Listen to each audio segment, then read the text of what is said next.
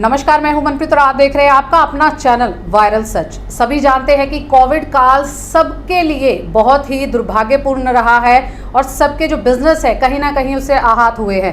अगर इसी के चलते हम बात करें तो सबसे ज़्यादा जो हिट हुआ है वो आर्टिस्ट को हुआ है, क्योंकि अगर हम बात करें डांसर्स की, बात करते हैं मॉडलिंग की, बात करते हैं जो फैशन के जो डेली बेसिस पर हम देखते थे कि फैशन इवेंट हो रहे हैं वो नहीं हो रहे थे, ब्यूटी कॉन्टेस्ट की बात करें तो वो नहीं हो रहे थे।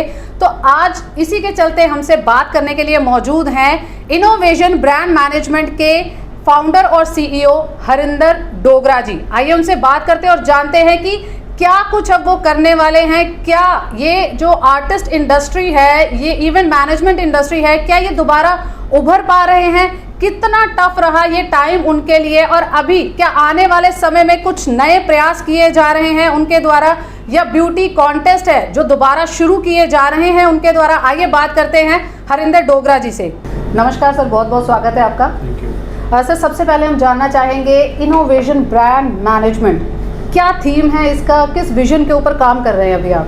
Basically it is a brand management company. हम एक ब्रांड प्रमोशन एडवर्टाइजिंग कंपनी है। कोई भी बिजनेस चाहे वो नया हो या पुराना हो जी, उसको कहीं ना कहीं मार्केटिंग और रेवेन्यू की ज़रूरत पड़ती है, और प्रॉफिट जो होता है वो ऑप्टिमम लेवल होता है किसी भी ऑर्गेनाइजेशन का। तो starting from their company registration till the revenue generation जितने प्रोसेसेस आते हैं, मतलब उनकी कंपनी रजिस्टर से लेके उनका events, media, website, logo designing, dealers meet, media से रिलेटेड या डीलर्स से रिलेटेड या सेल्स से रिलेटेड, ऑपरेशन से related, we help in every sector. सबसे ज़्यादा दिक्कत तो सर फंडिंग की आती है। अगर स्टार्टअप है तो कोई जल्दी से भरोसा ही नहीं करता, और अगर कोविड की बात करी जाए तो सारे बिजनेस ठप हो चुके हैं, तो उनके स्टार्टअप के लिए भी दोबारा उन्हें रीस्टार्ट करने के लिए भी कुछ कर रहे हैं आप? पिछले 1.5 साल से हम लोगों के पास बहुत क्वेरीज आई हैं इस चीज़ की, बिकॉज ब्रांड प्रमोशन में बेसिकली पहले क्या होता था कि हम मार्केटिंग करते थे जी, या उनकी कॉर्पोरेट स्ट्रेटजीज के लिए काम करते थे जिसका वो हमें पे करते थे जी। आज की डेट में हम लोग क्या करते हैं कि वी प्रोवाइड फंडिंग्स ऑल्सो। जैसे कुछ स्टार्टअप्स हैं या कोई आइडिया हमें समझ आ गया तो बिना किसी कोलेट्रल के हम लोग उनके कंपनी में थोड़ा सा स्टेक लेके और उनको फंड करवाते हैं।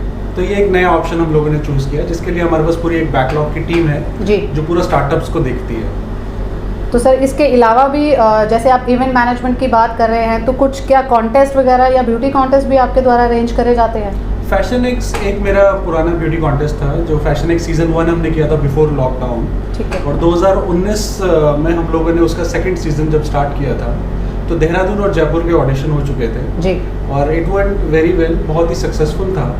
और 2019 के बाद फिर जब हम उसको 2020 में उसका नेक्स्ट ऑडिशन करने वाले थे तब ये लॉकडाउन लग गया था। सो उसके बाद फिर इसको थोड़ा सा हमने फ्रीज कर दिया था। तो अभी देखा जाए अगर 2019 की बात कर रहे हैं, आपका पहला हुआ था फैशन एक्स कॉन्टेस्ट, तो 2019 से लेकर 21 तक क्या कर रहे थे, तो कैसे मैनेज कर रहे थे? क्योंकि ये जो टाइम पीरियड था कोविड के टाइम में, आर्टिस्ट बहुत ही ज़्यादा निराश थे, हताश थे कि क्या होगा हमारा। तो आप उस चीज़ से कैसे उभरे, या क्या सोचा आपने कि क्या करना है आगे? देखिए, मेरा जो जॉनर है, ये जो हमारी कंपनी का जॉनर है जी, वो सिर्फ इवेंट्स नहीं है। जी। तो हमारा जो काम है वो एक डाइवर्सिफाई काम है, पूरा ब्रांड प्रमोशन से रिलेटेड, जी, जिसके अंदर हम लोग वेब का भी काम करते हैं, जिसके अंदर डिजिटलाइजेशन से रिलेटेड काम है, स्ट्रैटेजीज से रिलेटेड काम है। तो कुछ ना कुछ चल रहा था। हाँ, जो हमारे लाइमलाइट से रिलेटेड काम है जैसे फैशन है, इवेंट्स है, ये बहुत ज़्यादा स्लो डाउन थे। और मेरा भी जो फोकस था वो यही था कि जब आप देख रहे हैं कि पूरा वर्ल्ड जो है किसी क्राइसिस में जूझ रहा है, जी, जी, और वो सारा क्राइसिस इस वजह से है क्योंकि आपको घर पे रहना है, जी, आपको किसी से मिलना नहीं है। और हमारा जो मेन काम है उसमें लोगों से मिलना होता है। एक बड़े बड़े इवेंट्स होते हैं, बड़े बड़ी गैदरिंग होती है जो सारी की सारी बैन थी। सो आई डिसाइडेड कि आने वाला जो ट्रेंड है या आने वाला जो मार्केट सिनेरियो है वो डिजिटलाइजेशन का है। ओके, जो इंसान सॉफ्टवेयर पे नहीं जाएगा वो पीछे रह जाएगा। फॉर एग्जाम्पल, जब लॉकडाउन 1 लगा जी, तो आपने देखा होगा कि everybody get into this Paytm money या पेटीएम के ऊपर या जी, जी, डिजिटलाइजेशन जी। से उसने पे किया, सब कुछ ऐसे ही चल रहा था वेब फोन के से थ्रू। किया, ऑनलाइन शॉपिंग जी। किया। तो सॉफ्टवेयर जो है वो it is the next big thing. और जो भी हम लोग काम करते हैं जिसमें ऑनलाइन हो गया, उसका बहुत बड़ा रोल है। आज की डेट में अगर आप ऑफिस भी देखें तो वर्क फ्रॉम होम चल रहा है, स्कूल्स भी देखें वो भी ऑनलाइन हो गए जी। हैं। तो मेरा फोकस यही था कि पहले कुछ ऑनलाइन से रिलेटेड एक प्रोडक्ट बनाया जाए ताकि जो कंपनी का स्ट्रक्चर है जी, वो एक बेस मजबूत हो, क्योंकि आने वाला टाइम जो है वो डिजिटल का ही है। जी, सो पिछले 1.5 साल से हम लोग एक मोबाइल ऐप पे लगे हुए थे और इट वेंट वेरी वेल, और आज की डेट में वो ऑपरेशनल है, सेल्स भी उसका स्टार्ट है और उसका बहुत अच्छा रिस्पॉन्स आया है। लेकिन पिछले 1.5 साल से हम उसी ऐप पे काम कर रहे थे, जिसकी वजह से ये लेट हुआ। तो हमारे व्यूवर्स भी जानना चाहेंगे कि अगर आप एक नया कदम बढ़ा रहे हैं किसी चीज़ की ओर जो कि डिजिटल बेस्ड है, तो क्या है वो ऐप? बेसिकली धर्म मोबाइल ऐप जो है it is a religion based services app. आज तक आपने जितनी ऐप्स देखी हैं उसमें क्या होता है, जब आप रिलीजन बेस्ड सर्विसेज की बात करते हैं जी, कि आप इस पंडित से बात कर लो, इस टैरो कार्ड रीडर से अपना रीडिंग करा लीजिए, या यहाँ दर्शन कर लीजिए, या वहाँ से प्रसाद मंगला लीजिए। हम ऐसा कुछ भी नहीं कर रहे हैं जी। हम बेसिकली कर क्या रहे हैं कि रिलीजन से रिलेटेड जितनी सर्विसेज आप सोच सकते हैं वो सारी की सारी आपको एक ही ऐप में मिल जाएगी जी। नो मैटर आप हिंदू हैं, मुस्लिम हैं, सिख हैं, ईसाई हैं, जूइश है, पारसी हैं, किसी भी रिलीजन से रिलेटेड जितनी सर्विसेज आप सोच सकते हैं वो सारी की सारी आपको वन स्टॉप सॉल्यूशन में मिल जाएगी जी। अगर मैं आपको 2 शब्दों में कहूँ तो ये जो ऐप है it is like a just dial for religion based services. 135 crore लोग हैं हम लोग, 135 करोड़ लोगों में आज तक कोई ऐसी मोबाइल ऐप ही नहीं है जो रिलीजन बेस्ड सर्विसेज के ऊपर है पूरी तरह। और आज 135 करोड़ लोगों में कोई भी ऐसा इंसान नहीं है, चाहे वो नास्तिक ही क्यों ना हो, जिसके घर में कभी ना कभी जोत ना जली हो या कभी ना कभी उसने नमाज ना पढ़ी गई हो उसके घर में।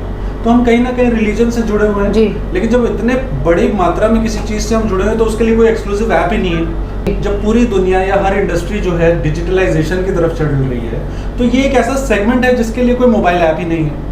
So it is the first app जो रिलीजन बेस्ड सर्विसेज के ऊपर। तो यहाँ पे ये कह सकते हैं कि वन स्टॉप सोल्यूशन है ये सबके लिए। वन स्टॉप सोल्यूशन है, इन्फॉर्मेशन से लेके बिजनेस वेंडर्स तक। मान लीजिए कि आपको 4 धाम यात्रा करनी है तो उसके लिए you will get the travel agent, tourist guide मिलेंगे आपको, पंडित मिलेंगे, मौलवी मिलेंगे, पादरी मिलेंगे, आपके मंदिर के आसपास कोई फूल वाला है वो भी आपको इससे मिल जाएगा, हीलर्स आपको मिल जाएंगे, टैरो कार्ड रीडर्स मिल जाएंगे, जेमस्टोन शॉप ऑथेंटिक मिल जाएगी। एक छोटा सा एग्जांपल देता हूँ आपको जी, कि मान लीजिए कि कोई आपके एस्ट्रोलॉजर फॉरेन में रहते हैं और उन्होंने कहा कि आप जाके फिरोजा पहनिए। अब आपको नहीं पता कि फिरोजा कहाँ से मिलेगा, तो आप क्या करेंगे, आप सर्च इंजन में जाएंगे और करेंगे कि जेमस्टोन शॉप नियर मी।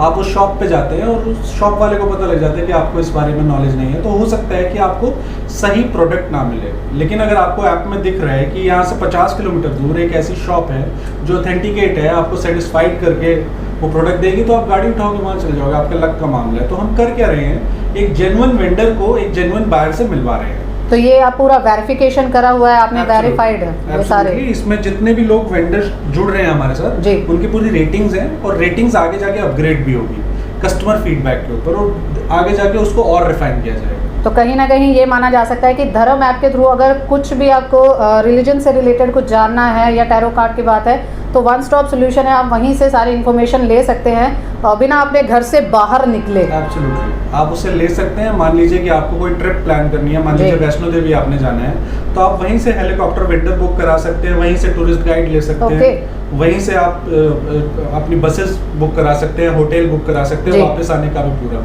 आपको इंतजाम हो सकता है। रिलीजन रिलेटेड, ट्रैवल से रिलेटेड सारी इन्फॉर्मेशन इसमें मिल जाएगी। तो आगे हम जानना चाहेंगे कि अपकमिंग प्रोजेक्ट्स क्या रहेंगे आपके इनोवेशन ब्रांड मैनेजमेंट के।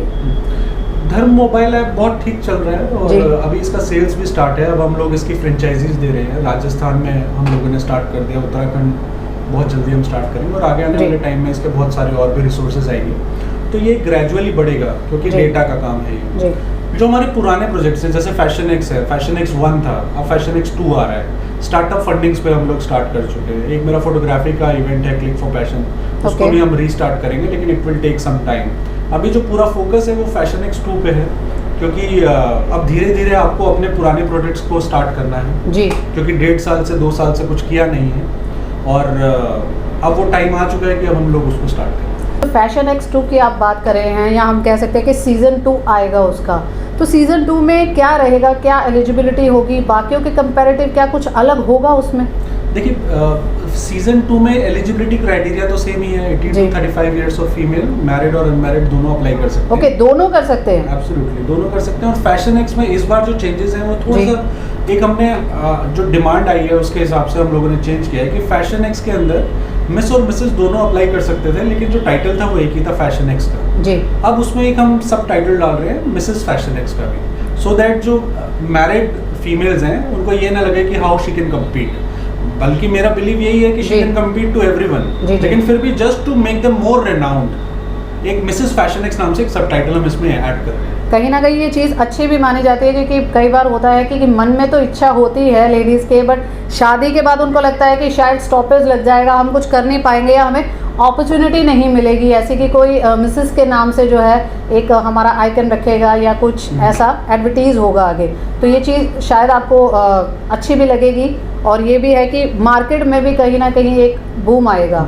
एब्सोल्युटली। हमारी जो लास्ट टाइम की एक हमारी सबटाइटल विनर थी मिसेस परवीन खान, बहुत अच्छा काम कर रही हैं आज के डेट में, और उसके फैशन एक्स के बाद उनको बहुत सारा काम भी मिला है।